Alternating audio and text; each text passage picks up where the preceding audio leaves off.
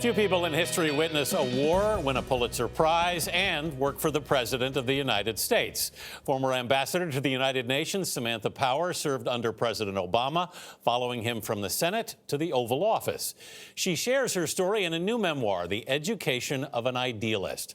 Power writes about growing up as an Irish immigrant in the U.S., covering Bosnia as a war reporter and campaigning for human rights. She joins us for her first TV interview about the book. Samantha, good morning. Welcome. Thanks for being here. Great to be here. You write that the sources of America's strength are diversity, individual rights, and leadership, but you see them as being under threat. How? Well, we have a president who's walked away from our alliances, cozied up to regimes that don't respect human rights for reasons that make very little sense, and unfortunately attacked institutions that make us very strong at home, and not taken pride in our diversity, indeed kind of shunned it. So it's going to be very hard to recover from this period in American history, but there is a hunger out in the world, and there is a need on behalf of the American people to do so.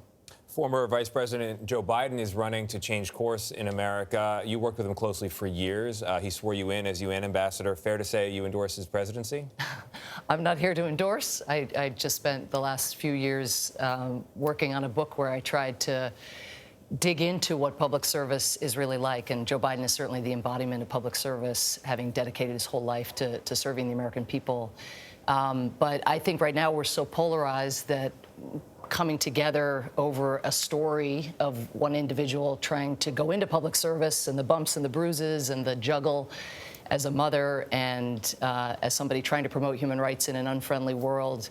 That's what I tried to do rather than get into the thick of the political fray right now. I feel we need to come together, and a story sometimes is one way to do that.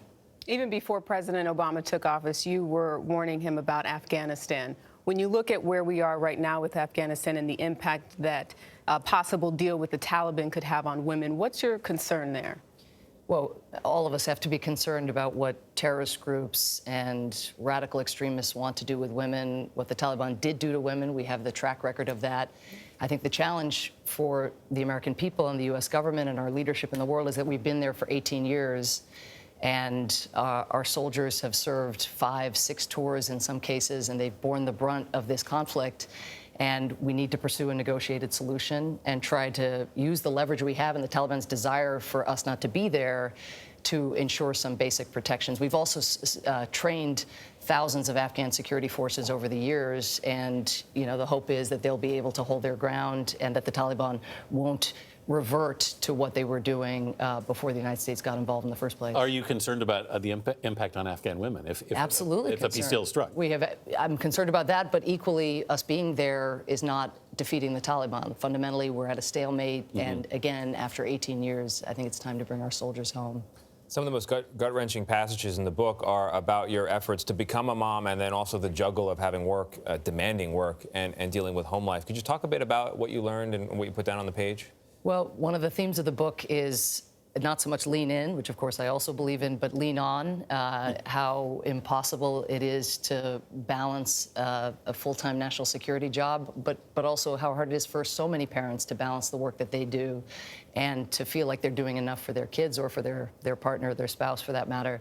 So one of the scenes in the book I describe is, being on a call and my son trying to get my attention to give him the score of a baseball game, a Washington Nationals game. And for every parent has that experience of just trying to shoo their kid away. And I happen to be on the phone with the Secretary General of the United Nations. And I don't have that experience. No, but it's the same. Yeah. But in my case, as he stomps off with resentment, he stomps off saying, Putin, Putin, Putin, Putin. And is it going to be Declan, Declan, Declan, Declan? And well, you never forget that, do you? No, indeed. But to try to open it up and to show women and men who are doing this juggle, none of us feel adequate in doing it, to show the vulnerability and yet to soldier on and to try to be resilient.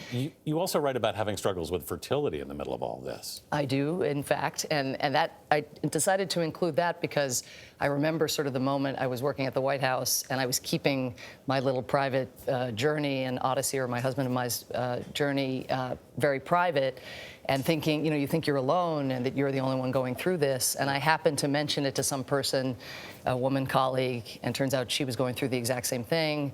And then the more open I was about it, the more I realized there's a community of women who are going through this, and we should just know that there's no stigma to it. It's just sometimes what you have to do in order to have the family that you seek. And with all of your experiences, I love at the end of this book, you say, if one lesson in my experience stands out above the others, it is that the people we love are the foundation for all else. And it sounds like when you talk about the accident your husband was in shortly after, all of this comes down to the support from your family. Absolutely. I mean, I went through this transition of having got to serve President Obama and be in the cabinet of the President of the United States, January 20th, turn in my badge, get kind of shooed out the door as President Trump took over, and I was very focused on our politics and everything that was happening as I should be. But when your husband gets in an accident, it puts everything in perspective, and to get the balance right and try to emphasize your kids and your spouse and sort of sowing your own garden is every bit, of course, it's the foundation also for having the right kind of politics. So the book is done, so at least you can go publicize it, and then back to home. Yes. The balance will be restored. Yeah, Ambassador Power, indeed. thank you very much. We appreciate it. The Education of an Idealist is on sale Tuesday.